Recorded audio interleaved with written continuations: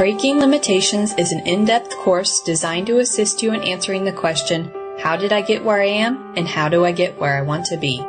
By examining the same question from the perspective of many of today's most successful luminaries and teachers, it will be possible for you to utilize the answers to get your own life, not just back on track, but back on road that stretches higher and higher. If you are enjoying Breaking Limitations, please be sure to tell a friend. Replays will be available for a limited time, so there is still time for your friends to benefit from this special telecourse. Simply click on the sharing tools found on all the Breaking Limitations web pages.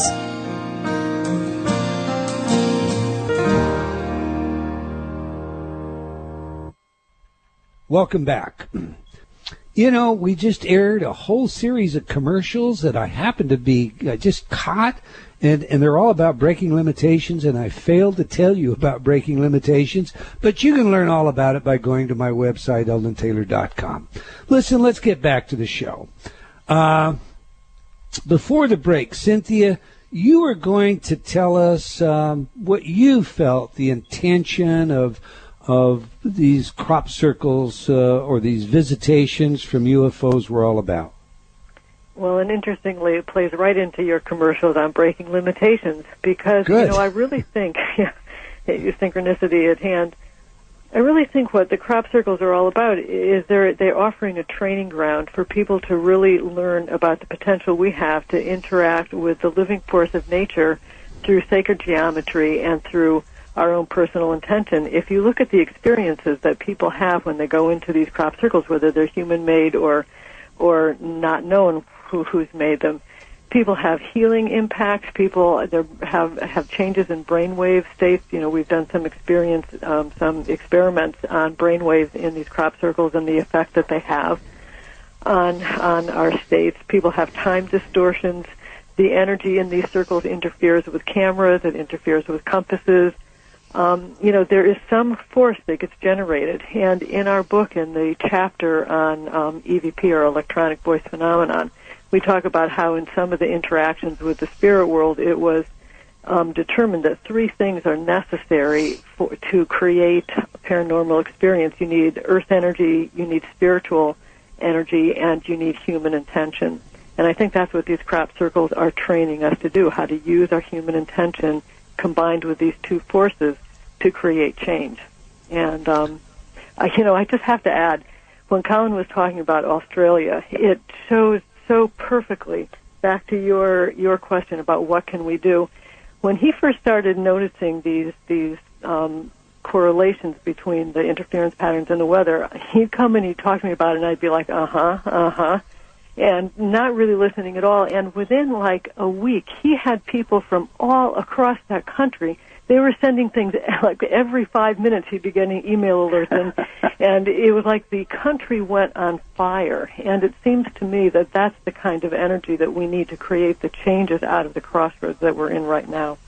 Yeah, I think, you know, your book, you know, what you believe matters, and I think that's absolutely at the core of what's happening here. You know, we have to be able to imagine, embrace before we can manifest and take advantage in a process related to that, you know, that subject matter. But the interactions that are going on between individuals and the events in those fields is central to the subject and central to the book. You know, I've had experiences myself, many others have too, where I'll just use the word meditate. Some would say pray. It doesn't matter. A process coming from a position deep inside, in a position of sincerity. I think that's important. In my own experience, it has been. And to visualize a design, and to requesting that this manifest. I've had this myself. There have been programs made about it, and others too, where I visualized a Celtic cross that had never appeared before, not to our knowledge anywhere on our planet in this form. And what I asked for in my head was, please could this appear as close to my home as possible. this will all sound, kind of funny and strange and all the rest of it, until I was still in that bed. I was still on the bed that night, the early of that morning of that night, and the farmers on there telling me that they've discovered a design which described as the one that I had visualized, and the field was the closest field left unharvested to my home. And that's only one of many examples of what appears to be something sat on our shoulders, aware of our thoughts, our actions, our desires, and interactions. Ultimately, interactions, people making them, have talked about exactly the same thing. They'll get an intuitive feeling of a design. They then go out and manufacture, only to find that there are people that they were totally unaware of in the same field manufacturing the same design. I mean, it's beyond the realms of possibilities that this would be simply coincidental, and on.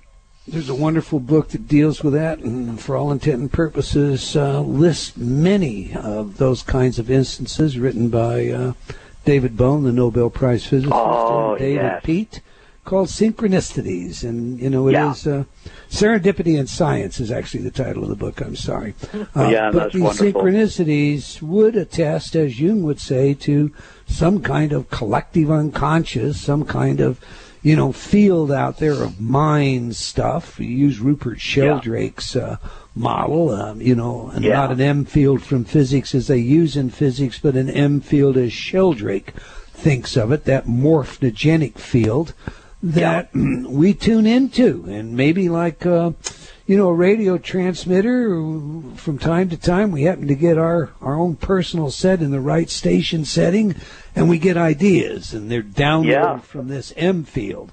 And, people from around the world seem to be able to, given that they're concentrating on the same kind of issue or have the same kinds of questions in their mind, tune in and synchronistically find themselves making collateral discoveries at precisely the same moment in time. Now, when you, since you brought HAARP back up, one of the things that disturbed me about HAARP is its ability to entrain brainwave patterns, to actually, slow down the brainwave, and in that process it changes mood states, because slowing the brainwave changes the neurochemicals that are going into the body. Patrick Flanagan, Dr. Flanagan, informed me that in a conversation that we had several years ago, that he was absolutely convinced that was as much the purpose behind HAARP as pounding, to use the words of my friend Dr. Nick Begich, as pounding the ionosphere with this aural pulse. Your thoughts on that? Well, I have to say, I find it a scary thought, of course, to think that any group of scientists or governments or combination of both would feel to take it upon themselves without debate, discussion, or any forum, international forum, of consequences, taking on such responsibility and interfering, you might say, with nature and the God force, if such a thing exists.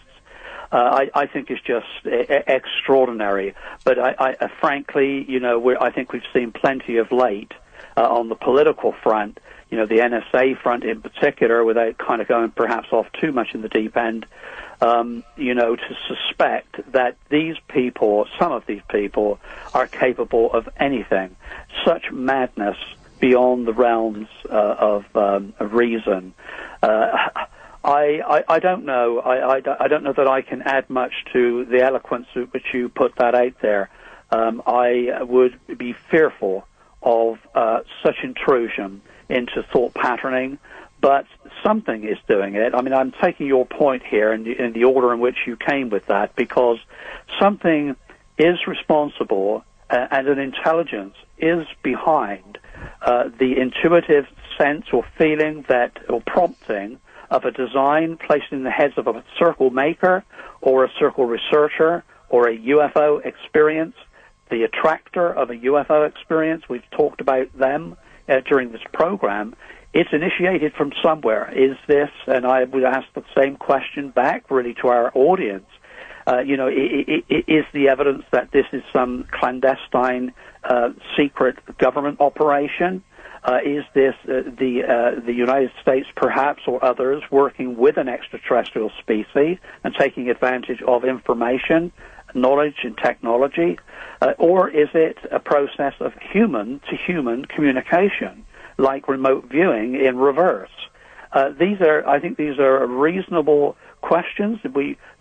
As all scientists, we start with what we know and head towards trying to resolve what we don't. And what we know, and I'm totally confident on this one, this is why we both confidently put our names to this book, is that there is another intelligence at work here, and we simply don't know what it is and where it comes from. So I think HAARP and its involvement, possible potential involvement in some of this, should not be certainly overlooked. Well, I'll tell you what. I don't think you're on any deep end when you start talking about the NSA and PRISM and some of these things that are going on right now. But okay, we'll leave that. That's a whole nother show. Let's do this. UFOs, the mainstream science dismisses UFOs by way of aliens, and has done for, time immemorial. I'll get that said correctly. And yet, recently, the former defense minister of Canada, Paul Hellyer, not only stepped out and said aliens are real, but he decided to tell us that there were different races, 4 types of alien species visiting Earth. You have comments on that? Yes, I think first to say that I acknowledge and respect and thank him for his courage in stepping forward. Credibility is a very big problem in this field.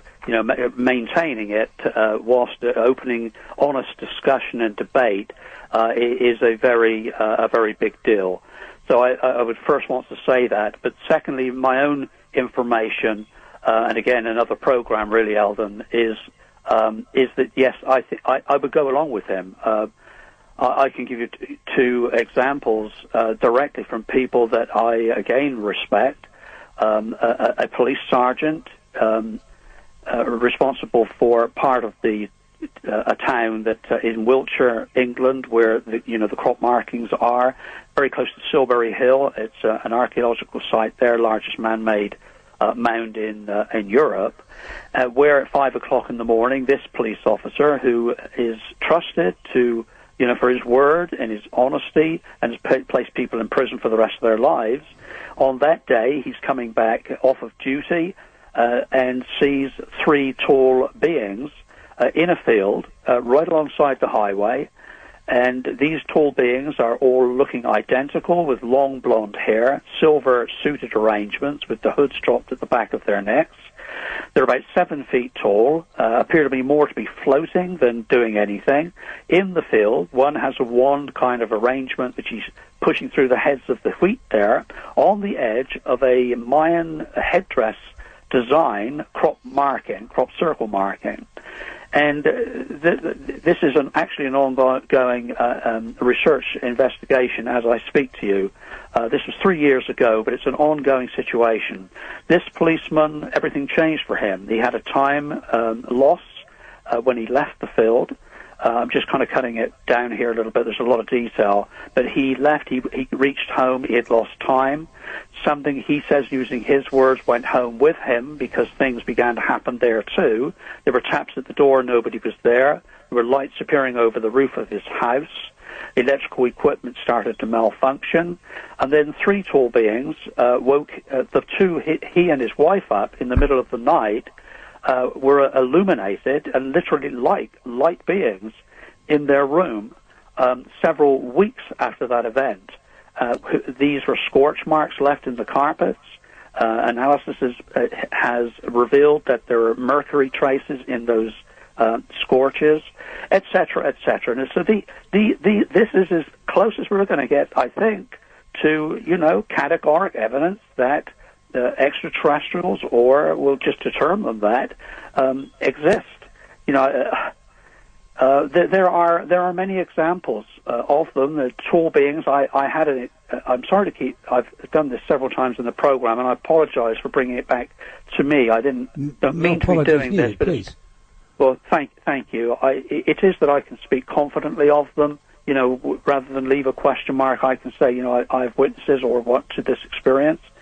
When I was 5 years old, this probably is going to take longer than we have time to complete as a complete detailed account. But I was regressed, I think, to start here, following what I had experienced twice when I was 5 years old, which I had kept secret for many years, most of the years, up to just recently. And I had experienced what I thought were dreams of being lifted up out of my body, tug in my solar plexus, floating, looking down at my younger sister, Valerie, and Peter, my younger brother, with Mum and Dad in the house, and floating towards the back of the house, which is where my dream terminated, and talked until Professor Jim Harder, University Berkeley, who had worked on the Blue Book with Professor Hynek, came to regress me in the presence of Synthia and his wife, and out of my mouth in 45 minutes, which I felt like about 5 or 6 minutes, came another chapter. And, the chapter goes on, it came out of my mouth under regression. He had, incidentally, left Travis Walton and Betty and Barney Hill, that they had also been regressed and had had experiences not so dissimilar to some of mine. And, I went through the wall into a very bright white light. There was a being, and they're back now to the ET, and to the extraterrestrial and the Canadian minister. Here I was looking at a being, looking at me, floated onto a plinth inside of this very bright light, which was not at all bright inside, and these large-eyed individual saying to me inside of my head, "We are sorry to be doing this to you, but this is for a future time." And today, and Synthia is here with me now, as you know, we flew to England to investigate things that I was told during regression, and they were verified on site. Where that bright white light was at the back of my house in 1954, when I was only 5 years old, there is still growing today a 35-foot diameter dark green ring to this day. And the plants that I was told that would be there at certain places, that the scientists could evaluate the state and condition of our planet today, are there. And so I have no doubt, no question, whether I was biased deliberately by an experience before I saw the first crop circle. I was certainly in a circle, which is still there today, back when I was 5 years old. Long story, and I rushed it to give you kind of the brief major pieces of it. The detail is in the book, but we're back to E.T. We're back to E.T. again as an involvement here somewhere. Right. That was an important story, though. Synthia, have you had any personal, involvement yourself, first-hand knowledge that you want to add to what Colin just shared? Mine have been a little less spectacular than that, I have to say, with the exception of one incident that we had together in, I think it was 1993 or 4, I can't remember the year exactly, but it is written in the book. But we were in bed, both of us woken up, only I couldn't move. I was just kind of turned off but awake, and Colin sat up in bed, and it was as if he expanded in my sight, like he just became very enlarged, and there was this living light in the room. During that period of time, he was receiving information, which I'm sure he'll tell you about, but essentially related to the triangular geometry and how, when that is applied to the landscape with the crop circles, it created a particular type of energy. So then he suddenly deflated, and I just began to expand, and I could just feel myself suddenly huge in the room, and again, this light. And I started receiving information, and the information was about triangles in the body and how when you activate these triangles in the body, it activates a healing force. And so when it just kind of the light just went out and I deflated, and we were sitting there looking at each other and, what was that, and talking and realizing we had received exactly the same piece of information, just applied in different places. And it is ongoing research as to what this triangulation actually means, and how it can be used. So yeah, that would be probably my most dramatic experience. Yeah, I mean, our physiology, the human body was interfered with and manipulated. I mean, we were both woken from deep sleep. We were both in a paralyzed kind of state. You couldn't move. To me, it felt like there was a external connection that was so efficient, so perfect. It was like the light was burning so bright, and yet it's like a rheostat being turned down, the light is dimming, the connection was being lost.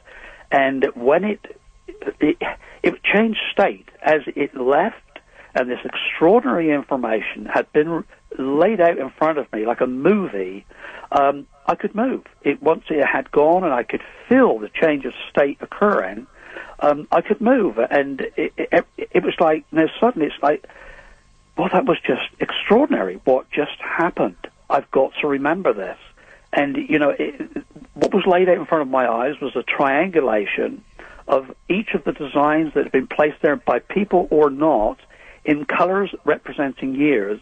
And they were coming in one after the other, forming an equilateral triangle across central southern England, giving me the dimensions of 41.5 miles down 3 of the legs to the ancient towns that they encompassed, and indicating that if I were to draw a vertical line from halfway along the base of this triangle, it would encompass precisely through Stonehenge. And the moment I looked at I have maps of this. This is something I've looked at every day of my life since 1983. It was precise, absolutely precise. We're going to have to leave it there, Colin. Everybody's got to get this book. You have to leave them dangling,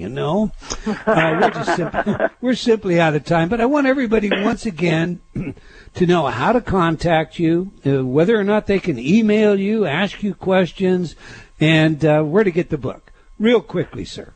Yes, thank you very much, Eldon. It's colinandrews.net is the website, and the books, including, of course, On the Edge of Reality, are available at Barnes & Noble and Amazon.com. Cynthia's books are also available on her website, which is andrewshealingarts.com. I didn't know about your website. I'm sorry about that. Say it again. Andrew's Healing Arts? Yep, andrewshealingarts.com, and both of my books, The Path of Energy and The Path of Emotion, are available through my website or at Barnes & Noble and Amazon. Yeah, and aren't they also at Colin's website? Yes, they are also at Colin's, yes. All right. Okay. Well, I'm sorry, but this week I must jump straight over to an online event for Hay House. So we have something special for you coming up in about 1 minute. Therefore, today we've come to the end of another hour of provocative enlightenment, and I want to thank our guests. I don't know where my voice is going, and all of you for joining us today. I hope you enjoyed our show, and will join us again next week, same time, same place. And if you have comments on our show, do remember, let us know. Okay, until next time, wherever you are in the world, remember, believing in yourself always matters. This from my friend, author and performer, Dee Dee Mercer-Moffat, The 12 Days of Inner Talk. Dee Dee has used Inner Talk to accomplish some truly remarkable feats.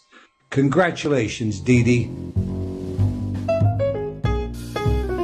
On the first day of Inner Talk, Eldon said to me, change your mind and you can be free. On the second day of Inner Talk, Eldon said to me, yes, you are worth it, change your mind and you can be free. On the third day of Inner Talk, Eldon said to me, let go of your fears, yes, you are worth it, change your mind and you can be free. You really think I can? On the fourth day of Inner Talk,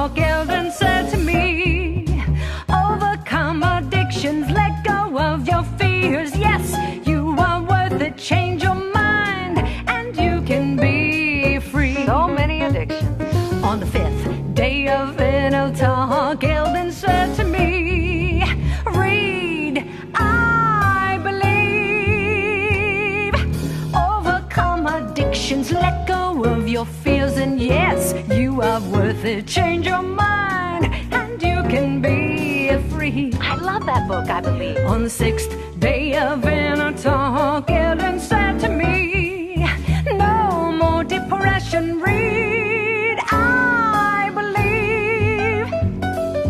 Overcome addictions, let go of your fears, and yes, you are worth it. Change your mind, and you can be free. Hey, I'm starting to feel better. On the 7th day of inner talk, Ellen said to me, look, here's your friend, no more depression, read I believe. Overcome addictions, let go of your fears, and yes, you are worth it. Change your mind, and you can be free. Hey, I just got a promotion. On the 8th day of inner talk, Ellen said to me, visualize success, look, here's your friend, no more depression, read I believe. Overcome addictions, let go of your fears, and yes, you are worth it. Change your mind, and you can be free. I see it, Eldon. On the 9th day of inner talk, Ellen said to me, belief in you matters, visualize success, look, here's your friend, no more depression, read I believe. I also like Choices and Illusions. Overcome addictions, let go of your fears, and yes, you are worth it. Change your mind, and you can be free. Ooh, I'm feeling so happy. On the 10th day of inner talk, Ellen said to me, choose to be healthy, belief in your matters, visualize success, look, here's your friend, no more depression, read I believe. I do. Overcome addictions, let go of your fears, and yes, you are worth it. Change your mind, and you can be free. It's 11th now.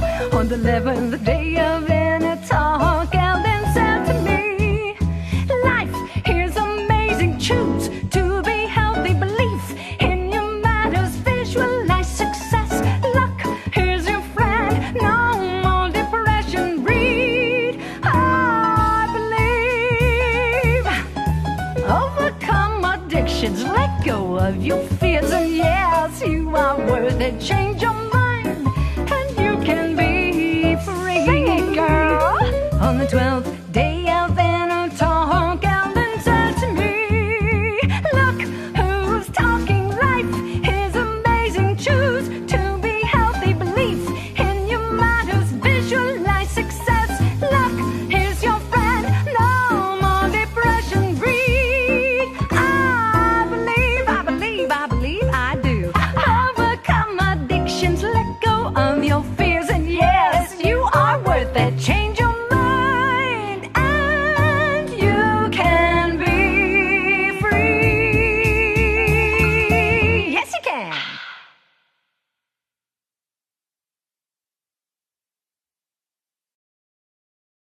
Provocative Enlightenment has been brought to you by Progressive Awareness Research and other sponsors. Provocative Enlightenment is a syndicated show and appears on other networks. For a schedule of show times, visit provocativeenlightenment.com. If you're interested in becoming a sponsor, write to Eldon at eldontaylor.com.